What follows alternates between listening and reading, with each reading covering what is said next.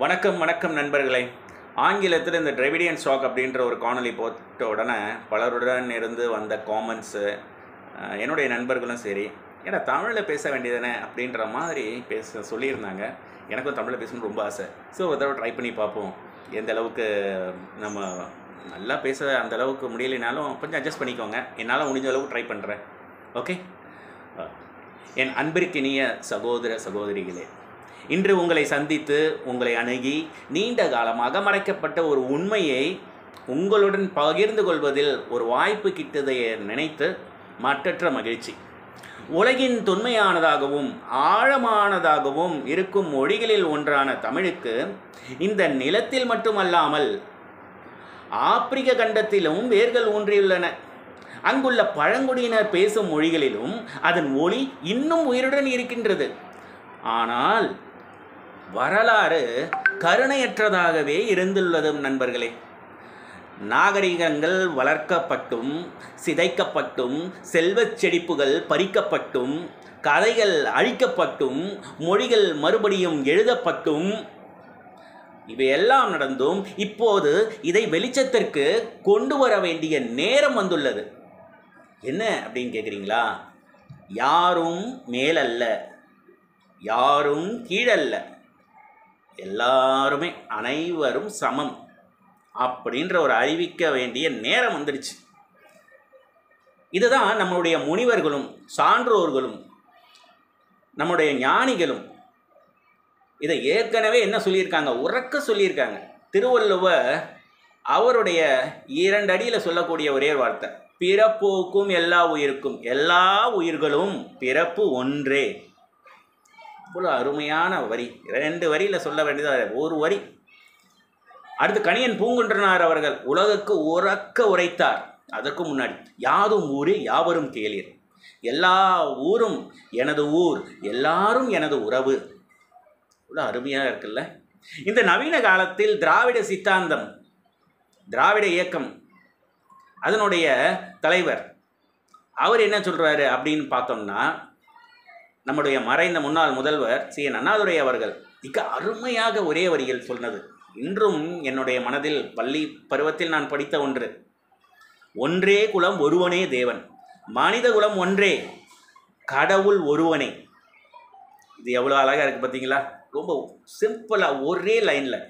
இதை ஏன் கட்சியில் சரி, இன்றைக்கு ஆரம்பித்த கட்சி, நேற்று ஆரம்பித்த கட்சி, என்றைக்கும் ஆரம்பித்த கட்சி, எல்லாருமே சரி, இதெல்லாம் பெயரளவில் பேச்சளவில் தான் இருக்குது. மேலும் இந்த ஒன்றே குலம் ஒருவனே தேவன் அப்படின்னு என்றைக்கு டிரான்ஸ்ஃபார்ம் ஆனாங்களோ அன்றைக்கே முடிஞ்சு போச்சு. ஆனால் அது இன்னும் செயல் வடிவில் வரலை. மக்கள் இன்னும் பழைய சித்தாந்தங்களில் ஊறிக்கொண்டு இருக்கின்றன. இது தலைவர்கள் அவர்களுடைய தவறா, இல்லை மக்களுடைய தவறா, இல்லை இளைஞர்களாகிய அவர்களுடைய தவறா, இல்லை பள்ளியிலும் கல்லூரிகளிலும் தவறாக பாடங்கள் கற்பிக்கப்படுகின்றனவா? அதுதான் இந்த ஒன்றே குலம் ஒருவனே தேவன் அப்படின்றத நல்ல இன்ட்ரூட் பண்ணி அவங்களுக்கு சொல்லி கொடுத்துருந்தா பல பிரச்சனைகளில் எல்லாத்துக்கும் முற்றுப்புள்ளி வைத்திருக்கலாம். இதுவே திராவிட சித்தாந்தம் சிந்தனையின் சாரம் பிரிவையும் சாதியையும் அடக்குமுறையும் மறுக்கும் ஒரு அழைப்பு, மனிதனை ஒன்றிணைக்கும் சமத்துவத்தை நிலைநாட்டும் ஒரு அழைப்பு. இது ஒன்றே குலம் ஒருவனே தேவன். இது வெறும் தத்துவம் அல்ல, இது ஒரு புரட்சி. மேலும் ஒன்றை மட்டும் எல்லாம் தெரிந்து கொள்ள வேண்டும். என்ன அப்படின்னா, நீதியும் சமத்துவமும் வேரூன்றி நிற்கும் திராவிட சிந்தனை இன்னும் கோடிக்கணக்கானவற்றை மக்களை ஊக்குவித்து கொண்டே இருக்கின்றன. இந்த சமயத்தில் இந்த கட்சிக்காரங்க இது நம்மளோடது, இது உங்களோடது அப்படின்னு அடித்துக்காம ஒரு நல்ல சிந்தனையாக இருந்தால் அது எதுவாக இருந்தால் என்ன எடுத்துக்க வேண்டியதானே.